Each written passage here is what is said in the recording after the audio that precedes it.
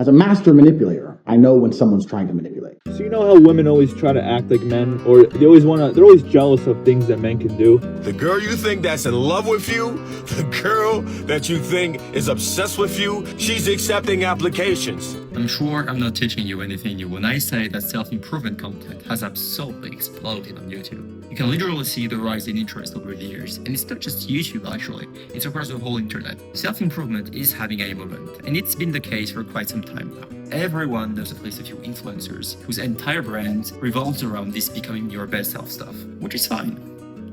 Until it's not. So the reason I'm making this video is because a few weeks ago, while mindlessly scrolling on YouTube, I found a specific video. Well, actually a thumbnail and a title, because I hadn't clicked on it yet. But yeah, the thing is that this video quite shocked me. So we're going to play a little game here. I'm going to show you a screenshot that I took the day I found the video, and you're going to try and find which video you think I'm talking about. Well, now that I'm thinking of it, it might actually not be that easy, because there's actually a whole bunch of video here on that screenshot that could also inspire you with some kind of disgust. Either way, here's the video I'm talking about, and we're going to discuss it, because this right here isn't just a thumbnail. At least I don't think it is just a thumbnail. There's actually a whole bunch of problems with it. First of all, what can we see on this thumbnail? The first thing I saw here is basically the tattoo of the woman here, and the very suggestive pose it has. There's nothing subtle here, obviously. There's literally a red circle circling her crotch. But wait, it gets better. The woman here is a tattoo, and the tattoo has a lot of cracks on it, meaning that she is probably damaged goods, and you probably didn't want that, because according to the guideline near it, you should stay away. And then the cherry on top, the title, 9 crucial signs to identify women who slept with many. Crucial signs, you say? Like what? Does she order iced coffee with oat milk? Use the phrase, my ex in conversation has a dog. I'm sure it can't be that bad. Do you want a clean girl? A girl who hasn't given her body away to dozens of men. Haram! Most. Never mind that. Alright, few seconds in and we already have a definition. A clean girl is apparently a woman who hasn't given away her body to dozens of men. Their girl is cute, innocent, everything seems perfect. Until reality hits, and he discovers her past that doesn't match the innocent image she's putting on.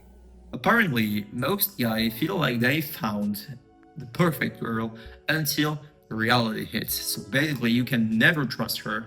And we viewers really need that guy's help to never find ourselves in a situation like that.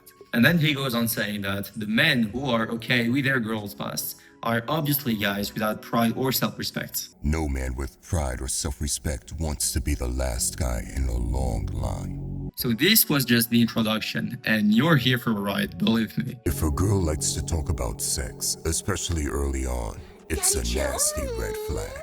So the first part basically says that if she talks about sex, she's a hoe. When a cute girl you like starts dropping those hints, your testosterone kicks in, and suddenly you're blinded by desire.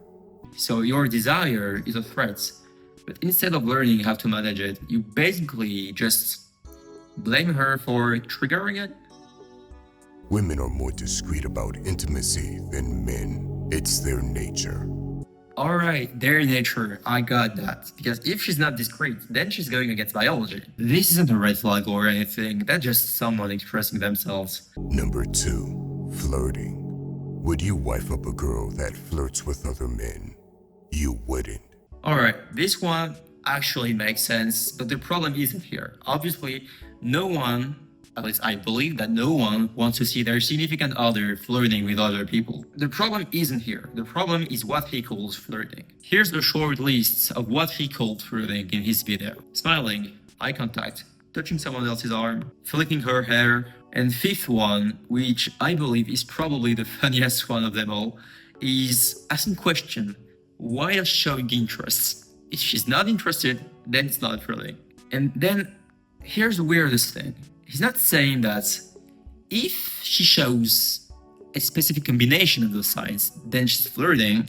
He's saying that if she shows any of those signs, then she's flirting. So you are not allowed to have any sort of conversation whatsoever, because she smiles, flirt, eye contact, flirt, touching someone, flirt, asking question.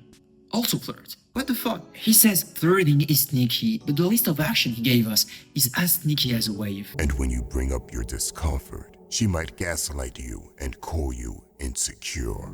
This is a huge red flag.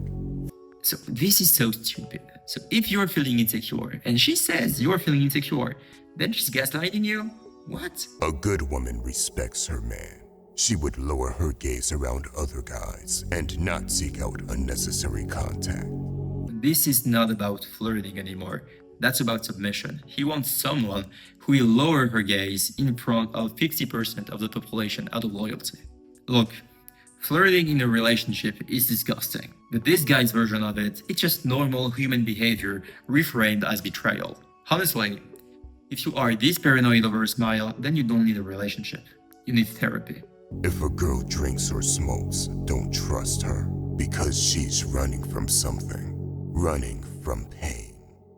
Oh, and not just any pain apparently. Specifically, the pain of having slept with many men. Because apparently substance abuse isn't caused by stress, trauma, social factor, or genetic. No. It's caused by too much sex. This guy definitely knows better than scientists. Substance abuse is a pattern in almost every girl who had many sexual partners. Having a lot of sexual partners has always been damaging to the female psyche. That's why you often find promiscuous women turning to substances. Where is that study from again? Oh, yeah, probably the Institute of Things I just made up. Also, I love how he says almost every girl with such confidence. It's not just some girl, or studies suggest that, it's just almost every girl. You know, we all know that if you're a woman and you have slept with multiple men throughout your life, then you're probably depressed and using substances in harmful ways. Let's be real here. Addiction is a real issue.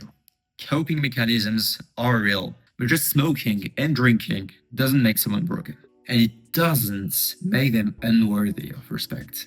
In an ideal world, your girl isn't on social media at all. Right, so in a world where everything and everyone is connected 24/7, his ideal type is that of a girl whose entire presence online just does not exist. But if she is on social media, she should have a natural desire to post about you. You see, unlike men who might prefer to keep their relationships private, a good woman wants others to know she has a man. So apparently, because of biology, or whatever he thinks that is, women are wired to post about their boyfriend. Totally makes sense about that. Fantastic. And now by contrast, men are naturally more discreet, probably because of testosterone or something. This has nothing to do with communication. This is just policing behaviors based on gender stereotypes so vague they sound like fake astrology. If she hides that and only posts stories and pictures of herself without any signs of you, she's signaling to all other guys that she's single. Open her DMs and you'll probably find her chasing meat. Alright, so let's get this straight. If she does not post about you, then she's sending signals to other men to let them know that she's currently chasing meats. Because this is definitely how adult relationships work. You forget to tag your boyfriend on your last post and then it's an open call for mating season. If a girl has tattoos that scream wild and free, it's usually a sign she's seen more adventures than she'll admit. Those feathers, hearts, and wild soul quotes aren't wisdom. She's not some sophisticated philosopher. No, they're a public warning label that says, adventure always welcomed here. So now, wild and free tattoos equals hidden promiscuity. No one's pretending that every tattoo has a deep philosophical meaning. You don't have to believe that something is smart if you want to ink it. Sometimes it's just beautiful, sometimes it's just funny, sometimes it's just personal. This is called expressing yourself. So this part is actually disgusting. I did not think that this could get so worse so quick, but apparently I was wrong.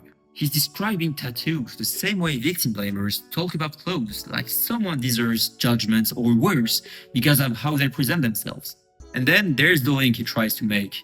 Tattoo equal impulsivity or rebellion, therefore promiscuity.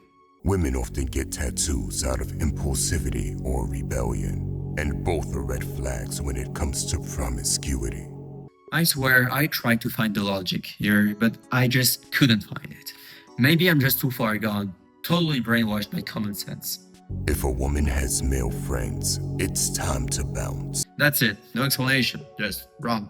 And if you're not convinced, then don't worry, he just tells you to go watch his other videos where he talks about that. So not only is his point lazy, it's literally on ad. The bottom line is men and women can't be friends. Did your grandma have male best friends?